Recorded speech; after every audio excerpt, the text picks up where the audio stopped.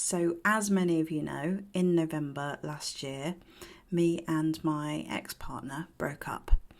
And one of the things that I struggled with and have struggled with so much is knowing that I really, really lost myself in that relationship. And it's so crazy what we do, isn't it, for a relationship to work? It's so crazy how we do just lose connection to ourselves when something unconsciously is driving the show and we really, really don't want to lose this person. We sacrifice so much. And I did that, even though I knew logically and consciously that I shouldn't. I still did. So I'm saying this to kind of give you compassion for yourself. If you know full well that you shouldn't do some of the things that you're doing and that you're betraying yourself in some way, but you're still doing it, I get it. We've all been there, okay? And sometimes we have to go through the journey in order to really get the visceral lesson, because we can know it logically, but until we experience the consequence of our own actions and our own decisions, we don't get the visceral knowing in our bodies that teaches us to create a new path, to live differently, right? So I've been picking up the pieces and finding myself again, right? And one of the things that I noticed very early on was that my interest in things that I had been very passionate about before, like music, just really started to fade. And I noticed that my playfulness and my creativity and my silliness started to fade too. I noticed myself becoming very in my head and overthinking. I was overthinking because I was scared and dysregulated. And it felt like that became like my whole personality for a while. It felt like I just had lost connection to the carefree, lighthearted, creative, outgoing person that I was before. And so in the last, months, I've been very consciously doing things to bring myself back to life.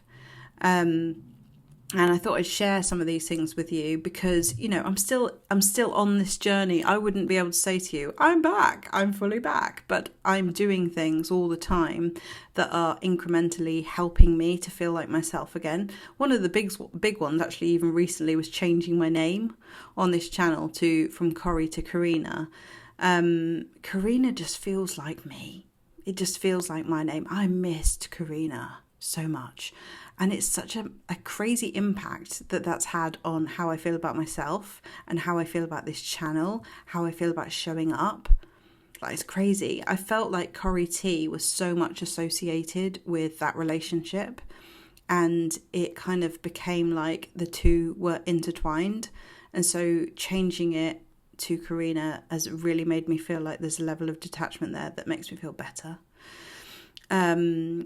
Also, I'll just say that because I had lost myself so much, the relationship didn't really stand much chance of recovering until I found myself, right? So this was one of the things. We can't just say, oh, he was avoidant and that's why it failed. Like, I also lost myself. I also betrayed myself. I also overgave and overdid things, and I have to take responsibility for my part in it. So this is what I am doing now.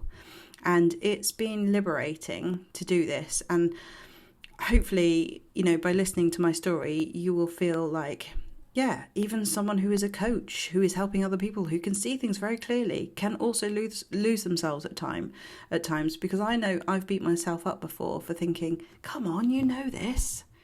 You should be doing better. But when something is unconsciously running the show, sometimes you're up against something that you can't see. And so it's like, you've just got to live it out. You've just got to live out that journey. So, yeah, that's what I did. And, I noticed at the beginning, like I say, that my interest in songwriting was just dwindling. I knew I'd lost it.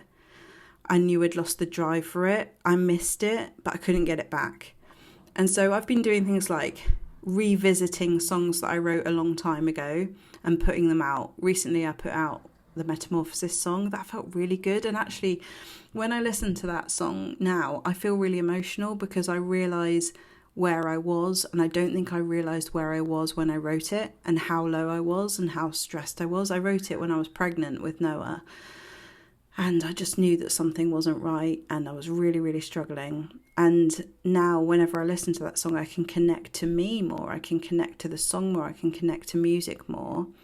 And so that has really helped me to sort of slowly, incrementally start to remember music again, because that was a big, big passion of mine. You might have a big passion of yours that you need to reconnect to. Also, I felt like this has all impacted how I feel about the business and how I feel about this channel and how I feel about what I do. I've had a bit of a crisis. Like, what am I doing? Like, why would anyone want to talk to me? All these things, all of this kind of like massive imposter syndrome has like come upon me since the end of this relationship. But what I'm trying to do that's helping is be really honest. And I find that every single time that I say something that I thought I shouldn't have, that maybe would have been shamed, people thank me for it. People are grateful when I'm just really honest. And so as I do that, I'm connecting to myself more. There's no, me trying to be something, me trying to have it all figured out, because I certainly don't. But I think that's human. And where I'm coming from now as a coach is just, I'm a human, you're a human. We're all going to be learning for the rest of our lives. It just really takes different perspectives for you to be able to see, what's going on for you. And for me and my journey, I've had coaches, I've had mentors, and they've been vital. And even they have been going through things. And there's no sugarcoating that. It's just life, But sometimes when you meet someone who gets you, who understands you, who you can trust, like I've got friends who really get it. I've got mentors who really get it. Like, having them has been so vital when I trust them and their experience of life, what they've been through. So it kind of gives me comfort in knowing, okay, I have got something to offer people. I've got this lived experience. I've got perspectives. I've got insights. I don't have it all figured out, but hey, that makes me and you very similar, right? So I'm trying to give myself confidence in this way, talk to myself in a positive way. Also, one massive thing that you might know about is that I auditioned for this pantomime, which is a small village pantomime.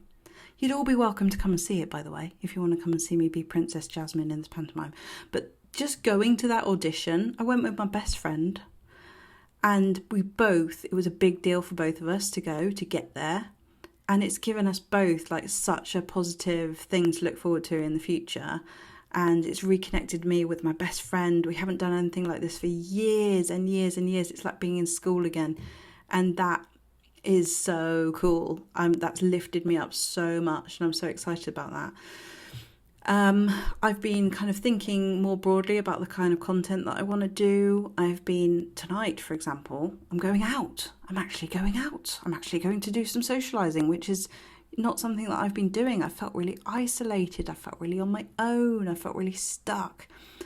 So I'm looking forward to tonight. It'll be nice, just a couple of girls. I don't really drink. I haven't actually drank any alcohol for about 5 years. And that's not for any other reason than I just don't like it. And I'm terrible with hangovers, so I don't really drink. But I'll go out tonight, probably have a blackcurrant and soda water, because that's what I usually have. In fact, when I went to the hen party a few weeks ago, which was really nice, like my best friend is getting married, and we had so much fun. And that again was just something playful, silly. We just laughed so much. And we went out on a karaoke night, and I don't drink. And I noticed how kind people were. Like, one of the waiters brought over to me a non-alcoholic shot when everybody else was having shots. And I thought, that's so nice. People are so thoughtful. And it was just nice to like be in that environment and, be received well, for who I am. I don't really like alcohol, but I'm still okay to be there, sort of thing. I sang Michelle Branch everywhere. That's my karaoke song. And what else? Anything Taylor Swift. Yes, that's my go-to for karaoke. That was fun. And all of these things I was not doing when I was in a relationship. Knowing that I could be, but I wasn't.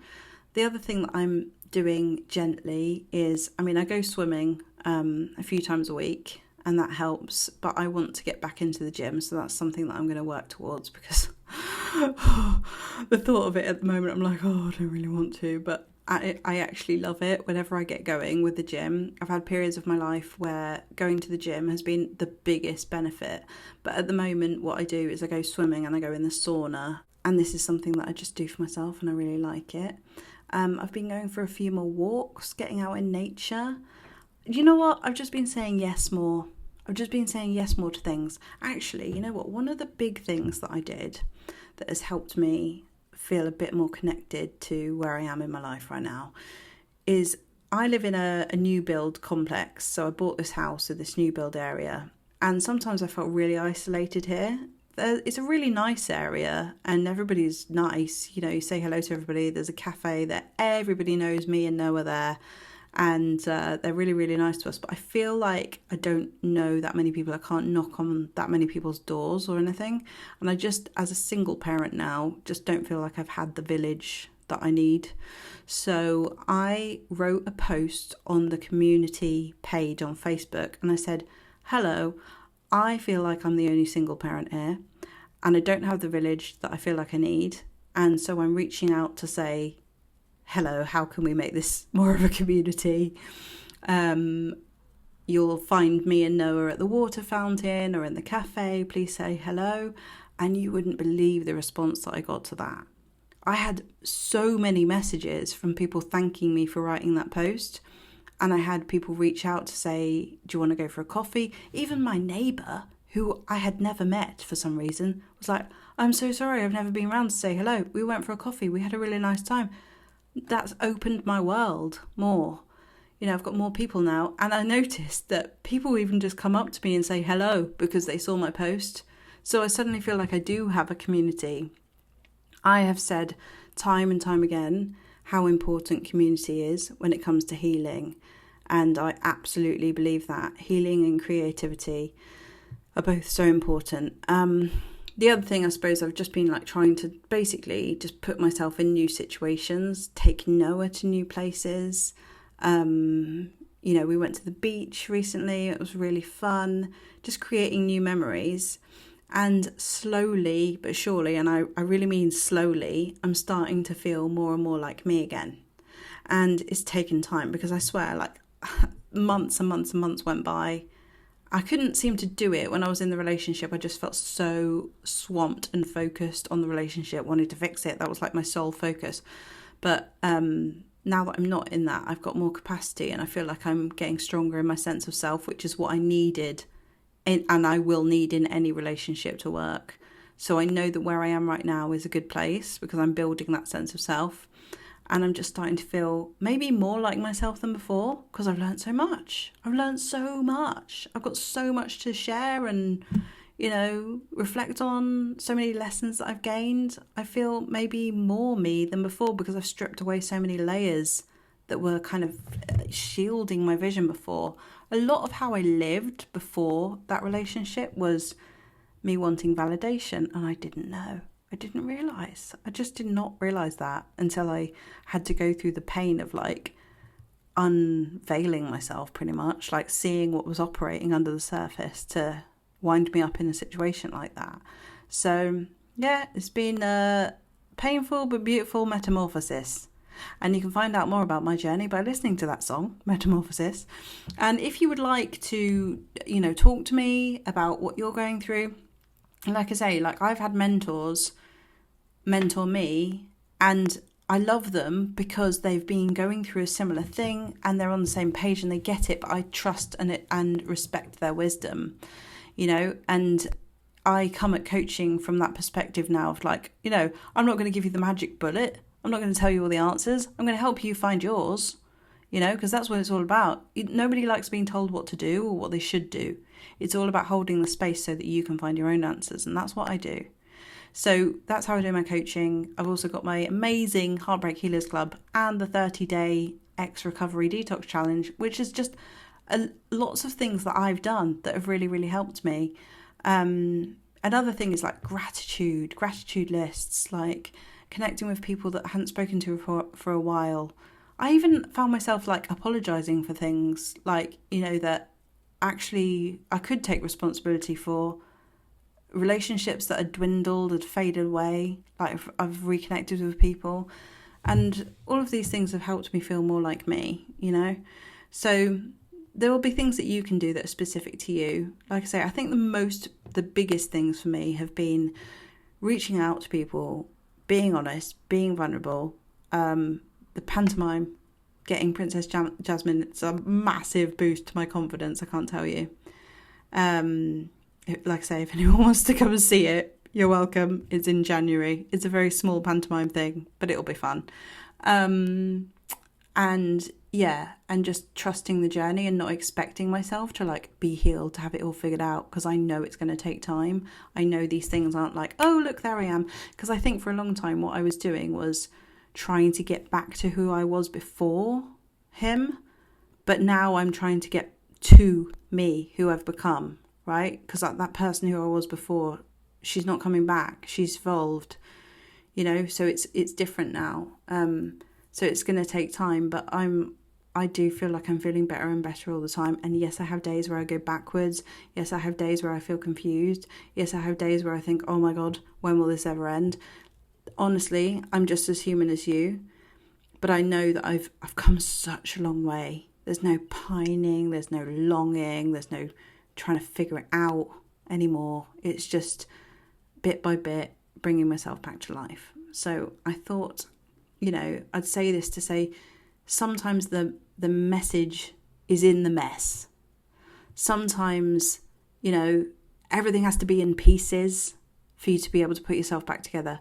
Sometimes being lost is the way that you find yourself again. And that's okay. So that's all part of the experience, all part of the journey. And yeah, I thought I'd just do a human video to say, yeah, me too. I know what it's like. And here's the positive things that I've done that have actually genuinely helped. Be honest, reach out for help, do something creative, find a community. That's it. So I hope, and look after your health. That's been really helping. You know, like feeling like myself in my body again. That's another big thing. I've been like losing quite a lot of weight. I've lost like 12.5 pounds, but I've got 12.5 more to go.